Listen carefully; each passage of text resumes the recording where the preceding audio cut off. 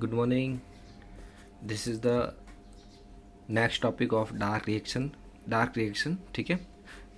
Dark reactions के अंदर हम C3 साइकिल पढ़ चुके हैं. अब हम बात कर रहे हैं C4 को हम क्या कहते हैं? It is also called hatch slack cycle. Clear. In monocot it is found in monocot, मेज, शुगर कैन. क्लियर. यानी ये किसके अंदर? मोनोकॉट्स के अंदर तो मेज और शुगर कैन के अंदर प्रेजेंट रहता है, और इन डाइकॉट्स यूफॉर्बिया एंड एमरेंथस के अंदर प्रेजेंट रहता है. क्लियर. को स्टडी किसने किया था? काप्रेलॉव ने. किसके अंदर किया था? मेज. एंड कॉर्चॉक ने किसके अंदर किया था? Sugar cane. ठीक है. और जबकि हैच और स्लैक ने इसके रिजल्ट को डिफाइन किया गया था. ठीक है. तो एक बार वापस देख लो कि in monocot it is also found in maize and sugarcane, and in dicot it's also found in euphorbia and amaranthus. Clear. Caprillo studies maize and Korchok studies in sugarcane. Hatchslack defined the result. Clear.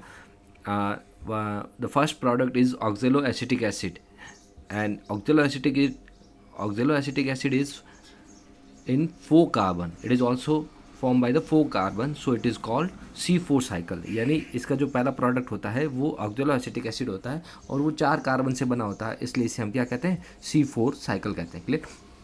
In C4 plants there are 2 type of the cells are found. ठीक है. First one is the mesophyll cell and second one is the bundle sheath cells. Clear. यानी C4 plants के अंदर 2 types की cells present रहती है. पहली sales कौन सी होती है? मीजोफिल सेल्स होती है, जबकि दूसरी सेल्स कौन सी होती है? बंडल सीड सेल्स होती है. क्लियर. बंडल सीड सेल्स की एक क्वालिटी होती है, वो देखिए कि ये it is also surrounded on vascular bundles in 1 to 2 layer as a garland और रिथ. क्लियर. तो यानी ये जो बंडल सीड सेल्स होती है ये वेस्कुलर बंडल के चारों ओर ऐसे लिपटी हुई रहती है जैसे 1 या 2 लेयर की कोई माला बनी हुई हो. ठीक है. या रिथ लाइक स्ट्रक्चर बना होता है, और इस स्ट्रक्चर को हम क्या कहते हैं?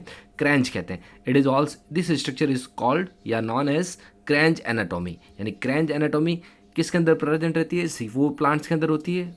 कब होती है? जब बंडल सीड सेल्स होती है जो किसके चारों ओर?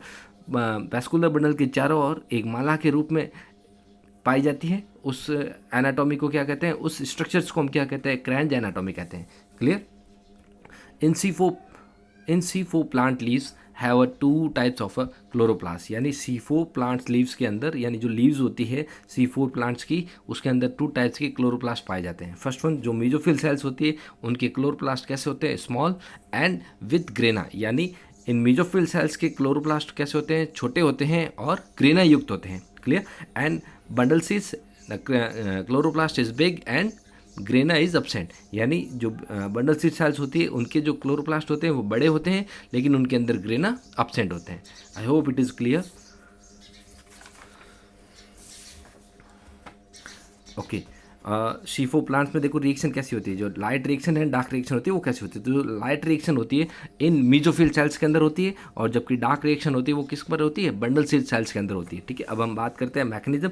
ये जो इन्वायरमेंट है, इन्वायरमेंट के अंदर क्या प्रेजेंट रहती है? CO2 होती है. ये CO2 कहाँ से एंटर करती है? स्टोमेटा के अंदर. ठीक है. यानी with the help of the stomata it enter into the mesophyll cells. यानी ये CO2 इस स्टोमेटा से कहाँ पर पहुँच जाती है? मीजोफिल सेल्स के अंदर पहुँच जाती है. And from the mesophyll cell this CO2 is accepted by the PEP, that means phosphoenol pyruvic acid. Clear. And with the presence of carboxylase. ठीक है. यानी ये जो एक्सेप्ट कर लिया जाता है PEP यानी फास्फोइनोल पायरुविक एसिड के द्वारा, फिर कार्बोक्सिलेज के प्रेजेंस के अंदर क्या हो जाता है? ये जो CO2 होती है वो कन्वर्ट हो जाती है किसके अंदर? ऑक्जेलोएसिटिक एसिड के अंदर. यानी it is also convert into the oxaloacetic acid. After some time oxaloacetic acid reducing in malic acid. यानी कुछ समय पश्चात में ये जो ऑक्जेलोएसिटिक एसिड है वो किस में रिड्यूस हो जाता है? मैलिक एसिड के अंदर रिड्यूस हो जाता है. और इसी टाइम क्या हो जाता है? NADPH2 का ऑक्सीडाइज हो जाता है किसके अंदर? NADP के अंदर. NADPH2 ऑक्सीडाइज हो जाता है किसके अंदर? NADP के अंदर हो जाता है. और ये जो मैलिक एसिड है, ठीक है, this malic acid enter into the bundle sheath cells. यानी अब ये जो मैलिक एसिड है वो किसके अंदर एंटर कर जाता है? बंडल सीड सेल्स के अंदर एंटर कर जाता है. ठीक है. और जब ये बंडल सीड सेल्स के अंदर एंटर कर जाता है तो ये जो CO2 रिलीज़ हो जाती है, यहाँ पर क्या होती है, CO2 रिलीज़ होती है, किसके कारण होती है, डी कार्बोक्सिलाइजेशन के कारण हो जाती है। जब ये मैलिक एसिड बंडल शीथ के अंदर एंटर करता है तो CO2 रिलीज़ होती है, किसके कारण, the CO2 release by the decarboxylation and convert into the pyruvic acid.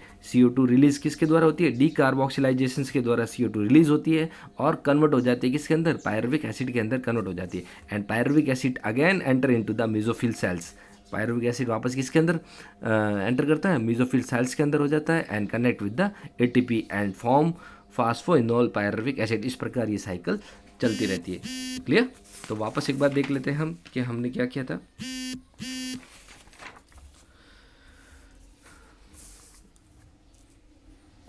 कि इन C4 plants there are two type of the cells. First one is the mesophyll cells, second one is the bundle sheath cells. ये जो bundle sheath cells होती है also surrounded on vascular bundles in 1 to 2 layer of garland. This is called Cranch anatomy. And in C4 plants leaves have two types of the chloroplast. First one is the mesophyll cells. In mesophyll cells the chloroplast small and with grana, and bundle sheath cells the chloroplast big and grana is absent. Clear.